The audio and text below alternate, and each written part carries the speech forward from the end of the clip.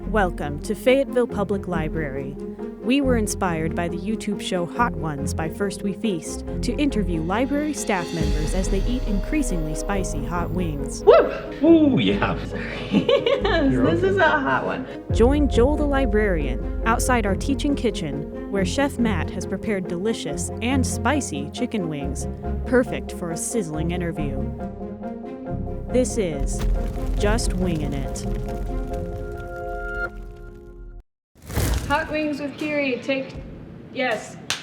Okay, I'll leave this here. It's part of the aesthetic of what we're talking about today. Hi, I'm Kyri. I'm an AV technician, which means I make videos for the YouTube channel and I help out with tech for live streams and events. Welcome, Kyri. Thank you for joining me. We're going to be doing some of our more mild wings. If you want to go ahead and take a bite of our first one, this is ancho and Merida. Sticky. Okay. And I kind of thought you were an IT staffer. What is the difference between our IT staff and our AV staff? So the IT people deal with computers and printers and the other monsters of the tech world. We do the fun stuff. So we do like audio for events, and we work with cameras and lights and all that, thank you, and all that fun stuff. So AV stands for audio visual, so it's the audio and visual aspects of videos and events.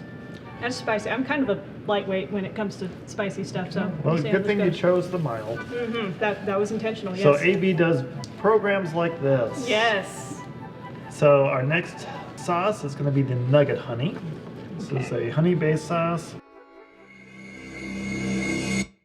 What does a videographer do in a library setting?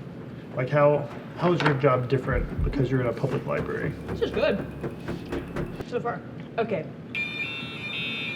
What does a videographer do in a library? Yeah. So in the post-2020 world, people are much more reliant on virtual content than ever. I should chew before I talk, but okay.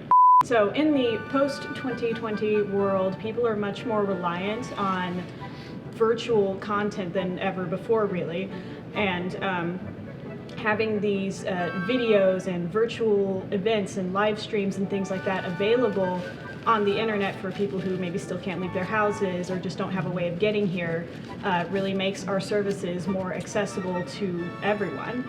And it also opens up avenues for creativity, like doing things like this. This has turned out to be really wholesome, just hearing everybody's perspectives of the library and stuff like that, and sharing it with the patrons. So it opens up new ideas for different kinds of content we can make and bring to the community.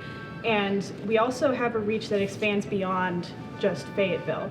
A large portion of our audience is like Fayetteville, Northwest Arkansas, but we do get some views from other states, and every once in a while we'll get like 3 views from Poland or whatever. So we are legitimately showing the world that we are here. We are alive and well. We are adapting to the information, internet, digital age. We're a library and we're doing that and we're thriving. So your last sauce is the jalapeno, tequila, and lime hot sauce. Oh boy. Enjoy that. A little slippery. So you've been here for about a year, a little more than a year? Yep, just over a year. What is your favorite video you've made for the library? So my favorite stuff is always the things that take the most work, because all of those elements come together to make something really good quality. So I think my favorite video is the Coyote Goes to the Library video. Where do I sign up? That one took a lot of work and a lot of time. You all shot that over a couple of weeks? Yeah, it was like so the whole production process from the initial planning to uploading it to YouTube was probably like 6 or 8 weeks. It's probably about a month of planning, and then production, which is actually like making the videos and recording the audio. That was about 2 or 3 weeks, and then another week or 2 of just editing it all together. And we had our Coyote video, and it was a lot of time, a lot of tedious work, but it really came together really well, and certainly could not have done it without all the other AV technicians involved and the youth services people who were a part of that. So it was a lot of fun. It was fun to It was watch. a good video, yes. Good memories from that shoot. Good bloopers.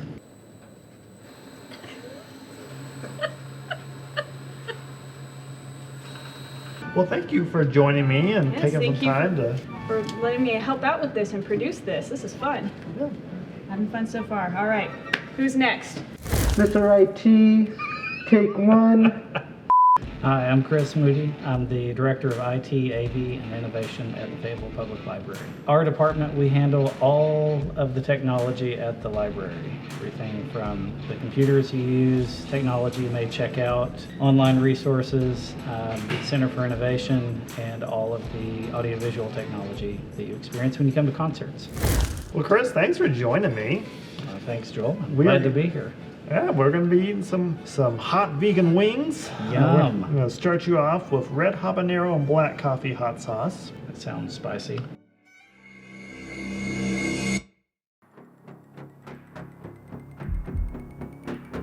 So while you're eating that, rank the following technology in order of which presents the most challenge at the library.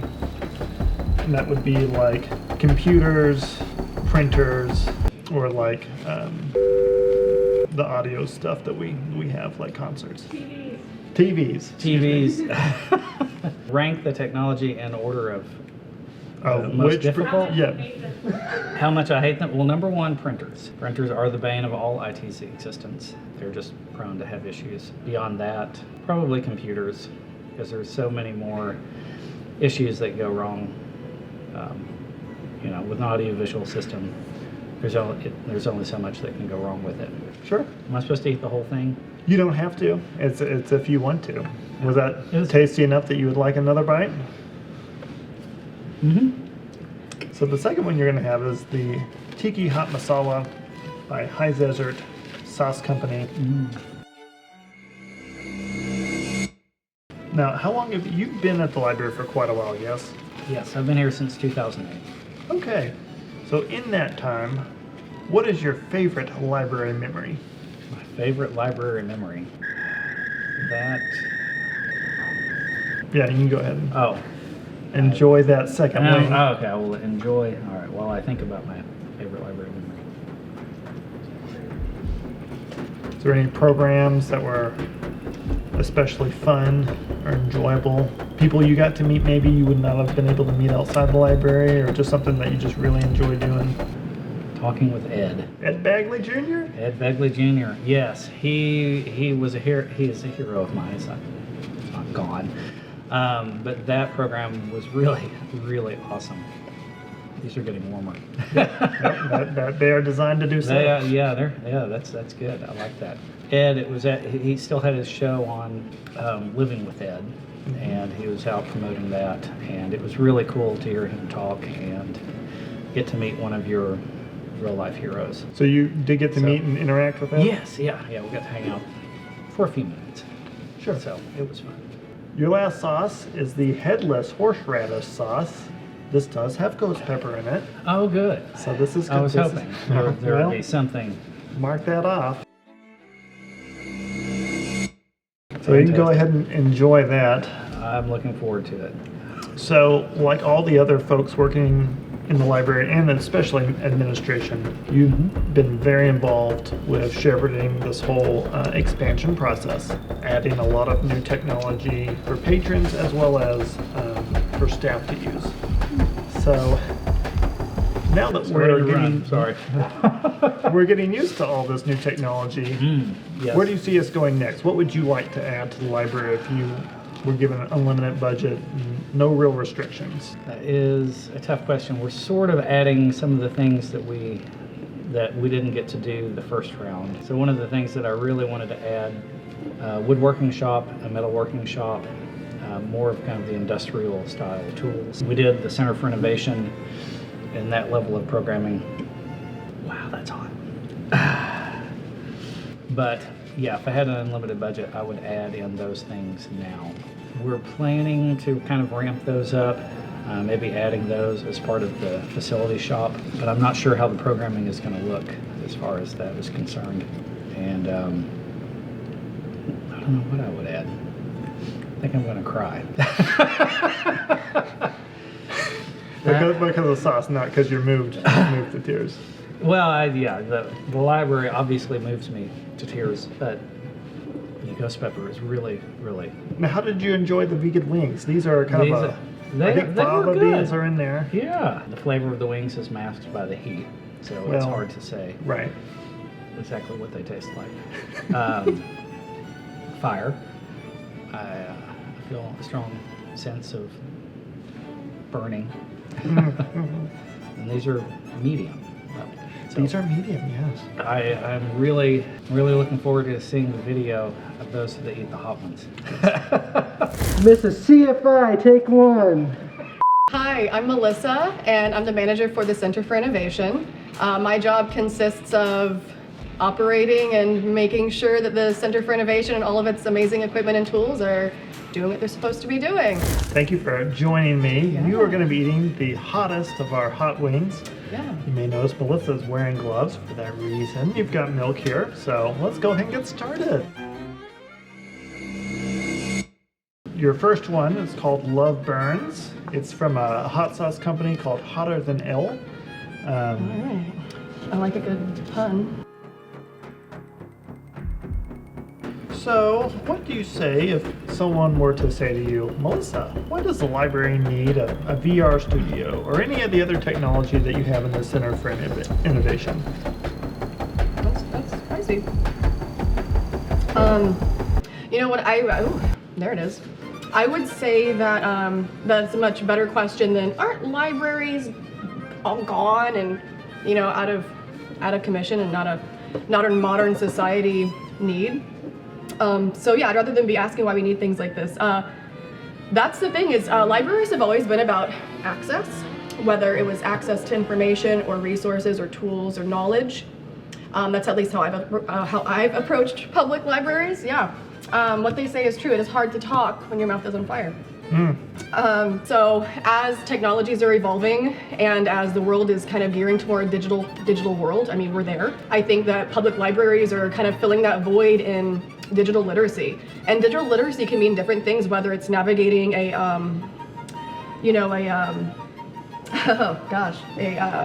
words are hard to think of.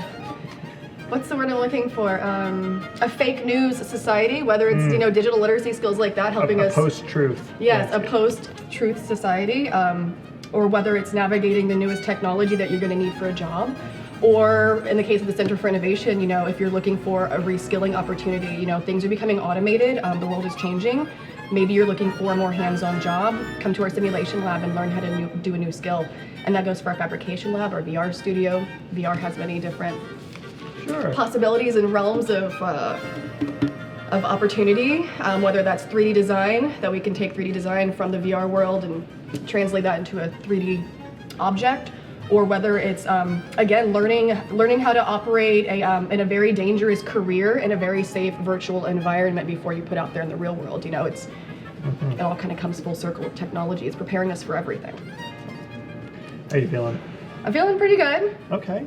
That was spicy. Yes. The next one's gonna be the bomb. So traditionally, this is the one on the Hot Ones show that most people are like, this tastes awful. Oh, I'm familiar. So that's what you have next. I won't lie, this is the one I've been agonizing over. The most nervous about. I heard that I won't jinx myself, I won't say anymore. Okay. All right, the bomb.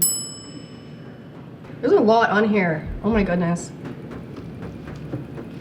Very adventurous bite. So you work with technology, but you get a lot of patron interaction.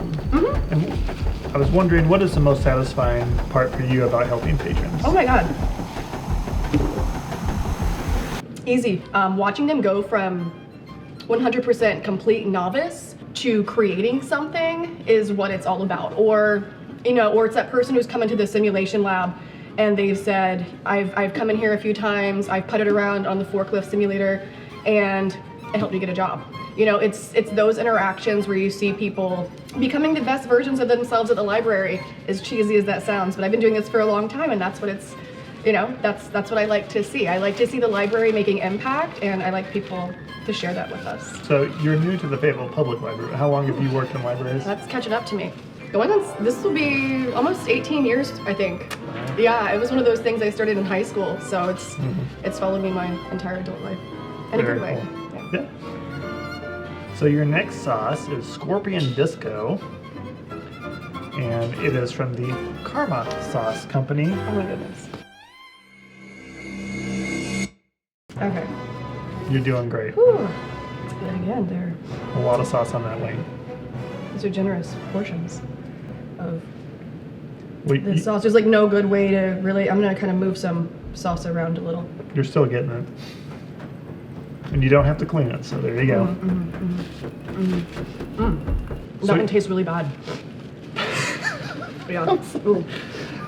You're in a section of the library that is new. We've never had a Center for Innovation before.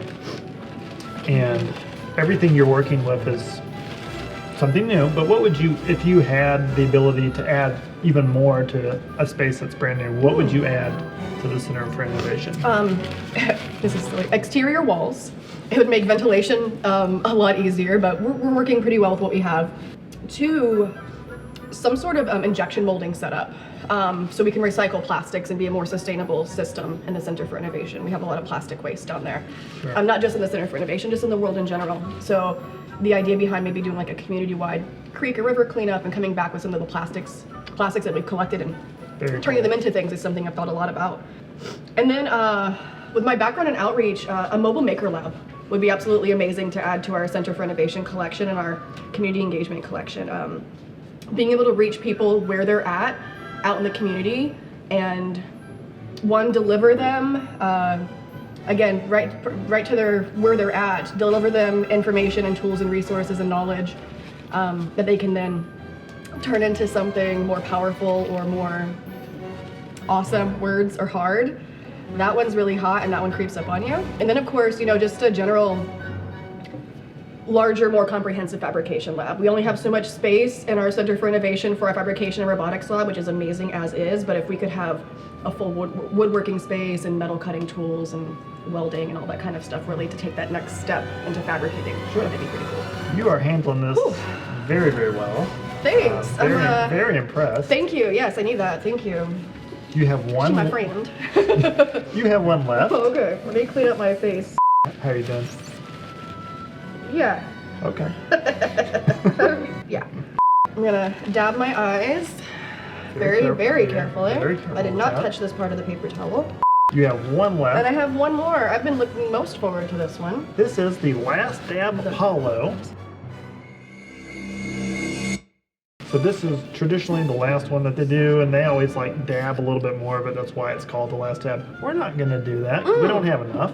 Okay. It looks plenty dabbed. Yep, it's got enough for you. Ooh-wee, last dab. Okay. I've heard about you. Ooh, again, flavor. Not so awesome. So, what do you envision for the Center for Innovation in 2022? You had mentioned that you have some cool things coming down the pipe, so can you tell our patrons a little bit about those? I'll try. We have a lot coming up in the Center for Innovation 2022.